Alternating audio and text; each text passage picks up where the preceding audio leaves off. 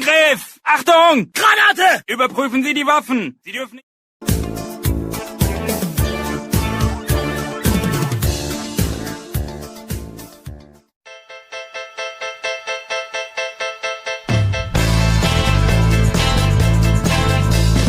Люди встречаются, люди влюбляются, женятся. Мне не везет в этом так, что просто беда. Вот, наконец, вчера вечером встретил я девушку. Там, где тревожно гудят, стучат поезда. В свой вагон вошла она, улыбнулась из окна. Поезд тронула я вслед, лишь рукой помахал ей в ответ.